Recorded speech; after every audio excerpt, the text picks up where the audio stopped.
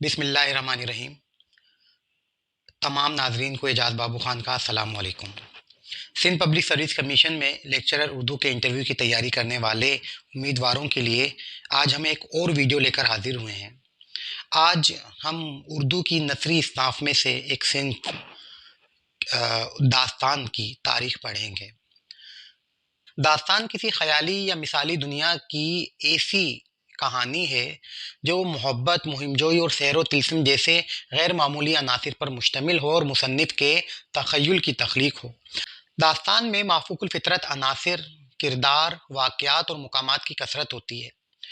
شہزادے شہزادیوں کے علاوہ جن و پری، جادو، طلسمات اور دیگر غیر معمولی کردار بھی داستان کا حصہ ہوتے ہیں۔ داستان قدیم زمانے سے ہی غیر معمولی طور پر پسند کی جانے والی صنف شمار کی جاتی ہے۔ قدیم زمانے میں داستان بہت مقبول تھی۔ قدیم زمانے میں داستان گوئی بھی باقاعدہ فن مانا جاتا تھا۔ داستان گو مجمع میں کھڑا ہو کر داستان سناتا تو لوگوں کی دلچسپی بہت زیادہ بڑھ جاتی۔ یہ بھی کہا جاتا ہے کہ داستان پڑھنے سے زیادہ سننے کی چیز ہے اور داستان بیان کرنا ہی اصل مقصد ہوتا ہے۔ داستان قدیم عربی اور فارسی روایت میں بھی ملتی ہے۔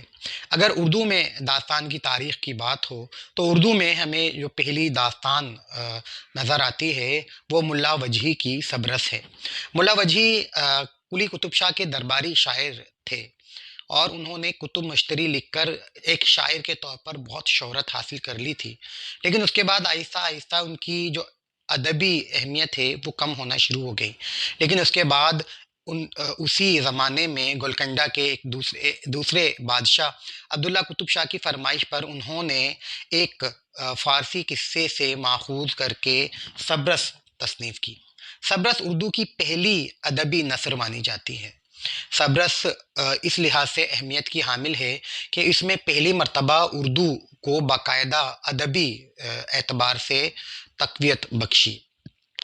سبرس فارسی میں فتاحی نیشا پوری کے تصنیف دستور عشاق کے نثری خلاصے قصہ حسن و دل سے ماخوذ ہے۔ وہ قصہ فارسی زبان میں بہت غیر معمولی شہرت کا حامل تھا۔ یقینی طور پر ان کی شہرت دکن تک بھی پہنچی ہوگی اور گولکنڈہ تک۔ ملا وجہی نے سبرس 1635 میں تصنیف کی۔ یہ وہ زمانہ تھا جب اردو اپنے ارتقائی منازل طے کر رہی تھی۔ اردو اس قدر صاف تو نہیں تھی، لیکن اس کے باوجود سبرس کو اردو کی پہلی نثری تصنیف مانا جاتا ہے اور اسی اعتبار سے ملا وجہی کو اردو کی ادبی نثر کا موجد بھی قرار دیا جاتا ہے۔ سبرس کے بعد تقریباً 100 سالوں تک یا اس سے بھی زیادہ داستان کی کوئی خاص روایت ہمیں نظر نہیں آتی۔ اردو میں پہلی تبازات داستان جو ہمیں دکھائی دیتی ہے وہ نواب عیسوی خان کی قصہ مہر افروز و دلبر کے نام سے نظر آتی ہے۔ نوطرز مرصع میر عطا حسین تحسین کی داستان ہے۔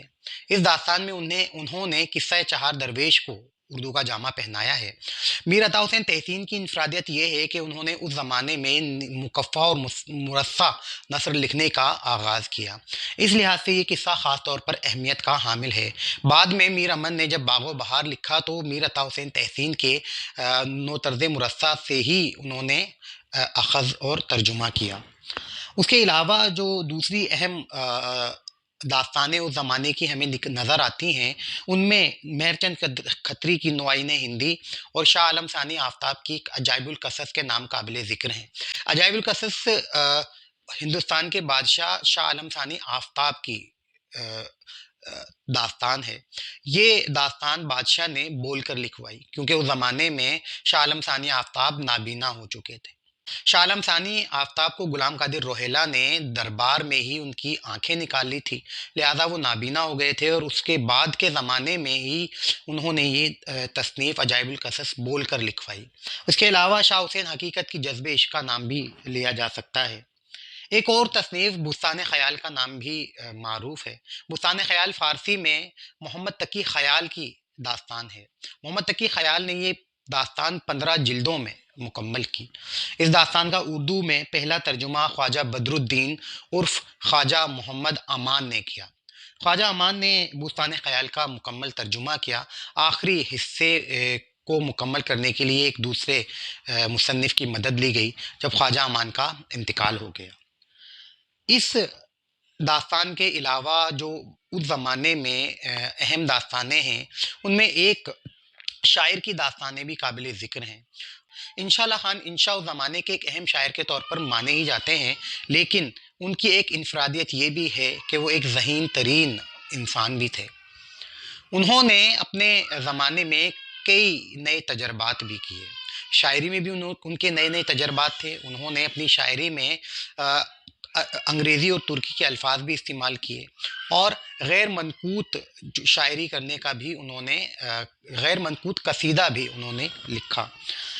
نثر میں ان کی دو داستانیں معروف ہیں، ایک کا نام کہانی رانی کیتکی کی اور دوسری سلک گوہر۔ کہانی رانی کیتکی کی انفرادیت یہ ہے کہ یہ نثر انشاءاللہ خان انشا نے اس نثر میں عربی فارسی کے بغیر اردو لکھنے کا تجربہ کیا، یعنی پہلی تصنیف ہے جس میں عربی، فارسی اور دیگر زبانوں کے الفاظ شامل نہیں ہیں، اور خالص اردو میں انہوں نے یہ تصنیف مکمل کی۔ اس تصنیف میں کوئی جذبہ و احساس تو نمایاں نظر نہیں آتا، لیکن ایک تجربے کے طور پر اس داستان کی اہمیت خاص طور پر محسوس کی جا سکتی ہے۔ دوسری اس کی داستان سلک گوہر کے نام سے، سلک گوہر کے نام سے انشاءاللہ خان انشا نے غیر منقوط داستان لکھنے کا تجربہ کیا۔ اس لحاظ سے بھی یہ داستان غیر معمولی اہمیت کی حامل ہے۔ ان داستانوں کے بعد اردو میں داستان گوئی کے حوالے سے یا داستانوں کے حوالے سے فورٹ ولیم کالج کا نام قابل ذکر ہے۔ فورٹ ولیم کالج کے حوالے سے تفصیل سے کسی اور دن ڈسکس کریں گے۔ آج چونکہ ہمارا موضوع داستان ہے تو آج داستان کے حوالے سے بات کرتے ہیں۔ فورٹ ولیم کالج میں جو اہم داستانیں لکھی گئیں، ان میں میر امن کی باغ و بہار کو خاص طور پر اہمیت حاصل ہے۔ میر امن نے باغ و بہار کے نام سے قصہ چہار درویش کا ترجمہ کیا۔ میر امن نے باغ و بہار میں وہی زبان استعمال کی ہے جو دہلی کی عوامی زبان تھی، اور اس میں انہوں نے وہ لہجہ اختیار کیا ہے کہ یوں محسوس ہوتا ہے جیسے آپس میں باتیں یا گفتگو کی جا رہی ہے۔ میر امن کا کمال یہ ہے کہ اس زمانے کی معاشرتی تصویریں بھی انہوں نے باغ و بہار میں پیش کر دی ہیں۔ اس زمانے کی تہذیب و ثقافت، معاشرتی عوامل، تہوار، کھانے، روزمرہ کے معاملات، کھیل تماشے اور دیگر تمام جو اس زمانے میں دہلی کی معاشرتی زندگی ہے، اس کی تصویریں ہمیں باغ و بہار میں نظر آتی ہیں۔ میر امن کے کردار بھرپور، جاندار اور ہماری دنیا کے رہنے والے ہیں۔ انہوں نے کردار کی شان اور مرتبے کا خاص خیال رکھا ہے، اور ان کی زبان سے ویسے ہی الفاظ ادا کروائے ہیں جو ان کی شایان شان ہیں۔ اس لحاظ سے بھی یہ داستان خاص اہمیت کی حامل ہے۔ میر امن نے اس داستان کے ذریعے اس پورے معاشرے کی عکاسی بھی کر دی ہے۔ یہ داستان اپنے زمانے سے لے کر آج تک مقبول ترین داستانوں میں شمار ہوتی ہے۔ اس کا سن تصنیف 1802، 3 یا 4 ہے، لیکن اس کے بعد سے لے کر آج تک بھی باغ و بہار کو اردو کی اہم ترین اور مقبول ترین داستان ہونے کا شرف حاصل ہے۔ میر امن نے باغ و بہار کے علاوہ گنج خوبی کے نام سے بھی ایک تصنیف لکھی۔ یہ تصنیف واعظ کاشفی کی اخلاق محسنی کا ترجمہ تھا، لیکن وہ داستان میر امن کی اس قدر مقبول نہ ہو سکی۔ دوسرے اہم جو داستان گو اس زمانے میں فورٹ ولیم کالج سے منسلک تھے، ان میں حیدر بخش حیدری کا نام قابل ذکر ہے۔ انہوں نے طوطا کہانی اور آرائش محفل کے نام سے اپنی داستانیں لکھی۔ یہ دونوں داستانیں بہت زیادہ مقبول ہوئیں۔ حیدر بخش حیدری نے طوطا کہانی کے نام سے محمد قادری کی جو فارسی داستان ہے طوطی نامہ، اس کا ترجمہ کیا۔ اس کے علاوہ آرائش محفل کے نام سے قصہ حاتم طائی کو انہوں نے داستان کی صورت میں پیش کیا۔ یہ دونوں داستانیں فارسی قصوں سے ماخوذ ہیں۔ یہ دونوں داستانیں بہت مشہور ہوئیں۔ آرائش محفل کے نام سے ہی میر شیر علی افسوس نے بھی ایک تصنیف لکھی ہے جسے بعض لوگ داستان قرار دیتے ہیں، لیکن وہ سبحان رائے کی خلاصۃ التواریخ کا اردو ترجمہ ہے جو انہوں نے مزید اس میں اضافے کر کے مکمل کیا، تو اسے داستان قرار نہیں دیا جا سکتا۔ اس کے علاوہ مذہب عشق کے نام سے نہال چند لاہوری نے قصہ گل بقاؤلی کو داستان کی صورت میں پیش کیا۔ اسی قصہ گل بقاؤلی کو بعد میں مثنوی کی صورت میں دیا شنکر نسیم نے گلزار نسیم کے نام سے بھی پیش کیا تھا۔ اس کے علاوہ میر بہادر علی حسینی کی داستان قصہ بے نظیر بہت معروف ہے۔ قصہ بے نظیر میں میر بہادر علی حسینی نے میر حسن کی مثنوی سحر البیان کو نثر کی صورت میں، قصے کی صورت میں لکھا۔ یہ داستان اس حوالے سے اہمیت کی حامل ہے۔ اس کے علاوہ ایک اور اہم ترین ادیب جو فورٹ ولیم کالج سے منسلک تھے، اور ان کا ایک کارنامہ داستان امیر حمزہ کا اردو ترجمہ ہے۔ داستان امیر حمزہ فارسی کی تصنیف ہے اور فارسی میں بہت معروف تصنیف سمجھی جاتی ہے۔ داستان امیر حمزہ کے مصنفین کے بارے میں اختلاف رائے ہے۔ ان کے بہت سارے مصنفین کا تذکرہ کیا جاتا ہے، لیکن کسی ایک مصنف پر آج تک اتفاق نہیں ہو سکا۔ فارسی میں داستان امیر حمزہ کے بعد اردو میں جب اس کا پہلا ترجمہ ہے وہ خلیل علی خان اشک نے کیا۔ داستان امیر حمزہ کی انہوں نے ایک جلد جس میں 88 داستانیں تھیں اس کو ترجمے کی صورت میں پیش کیا۔ خلیل علی خان کا اشک کا یہی ایک بڑا کارنامہ ہے جو انہیں ہمیشہ یاد رکھا جائے گا۔ داستان امیر حمزہ کو بعد کے زمانے میں منشی نول کشور نے کچھ داستان لکھنے والوں کو ملازم رکھ کر داستان امیر حمزہ کے بہت ساری جلدوں کو بعد میں بھی ترجمہ کروایا۔ وہ ترجمہ کرنے والے افراد میں 3 نام خاص طور پر اہمیت کے حامل ہیں: محمد حسین جاہ، احمد حسین قمر اور تصدق حسین۔ منشی نول کشور نے ان داستان لکھنے والوں کو اپنے ہاں ملازم رکھا اور ان سے داستانیں لکھوائیں۔ محمد حسین جہاں نے 4، احمد حسین قمر نے 21 اور تصدق حسین نے 20 داستانیں اردو میں ترجمہ کی۔ اس کے علاوہ میر اسماعیل اثر نے بھی ایک داستان نظم اردو میں کے قالب میں ڈھالی۔ یوں 46 داستانیں جن کے کل صفحات تقریباً 43,000 ہیں، یہ داستان امیر حمزہ مکمل صورت میں ہمارے سامنے آتی ہے، جس کی تفصیلات ڈاکٹر گیان چند جین نے اپنی اردو کی نثری داستانیں کے کتاب میں بھی تفصیل پیش کی ہے۔ ان تمام داستانوں کا تعلق فورٹ ولیم کالج سے تھا۔ اس کے بعد اسی زمانے میں بھی چند داستانیں اور لکھی گئیں جن کا تعلق اکثریت کا لکھنؤ سے تھا۔ لکھنؤ میں اس زمانے میں لکھی جانے والی داستانوں میں پہلی اہم داستان محمد بخش مہجور لکھنوی کی گلشن بہار ہے۔ اس کے علاوہ قصہ رنگین گفتار کے نام سے عظمت اللہ خان نے بھی ایک داستان لکھی۔ گلشن بہار اور قصہ رنگین گفتار میں وہی طرز اختیار کی گئی تھی جو میر عطا حسین طحسی نے نو طرز مرصع میں اپنائی تھی، یعنی مکفّہ اور مرصع نثر انہوں نے ان دونوں داستانوں میں لکھی۔ اس کے علاوہ غلام علی عشرت بریلوی نے بھی ایک داستان سحر البیان کے نام سے لکھی۔ یہ داستان سحر البیان مثنوی سحر البیان کا ترجمہ نہیں ہے، بلکہ یہ ایک الگ داستان کی صورت میں انہوں نے الگ قصہ اس میں بیان کیا ہے۔ رجب علی بیگ سرور نے 1824 میں اپنی داستان فسانہ عجائب کے نام سے لکھی۔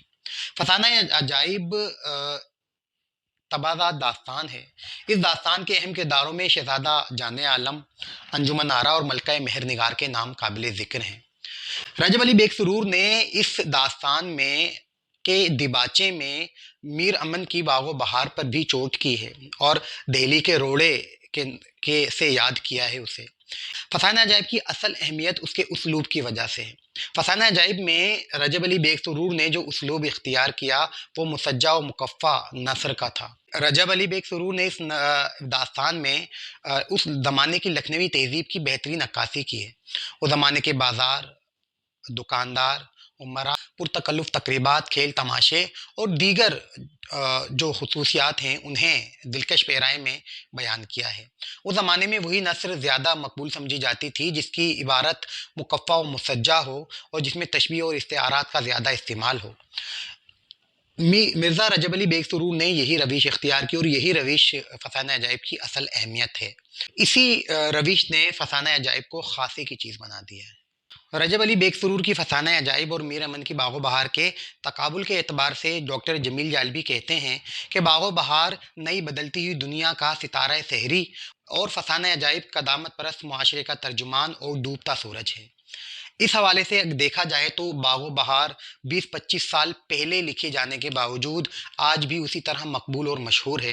اس کے برعکس فسانہ عجائب صرف اور صرف اپنے زمانے کی تہذیب کی عکاسی کرتے ہوئے اس زمانے کی معاشرتی زندگی تو بیان کرتی ہے، لیکن آج اس کی وہ اہمیت اور مقبولیت نہیں ہے جو اس زمانے میں فسانہ عجائب کو حاصل تھی۔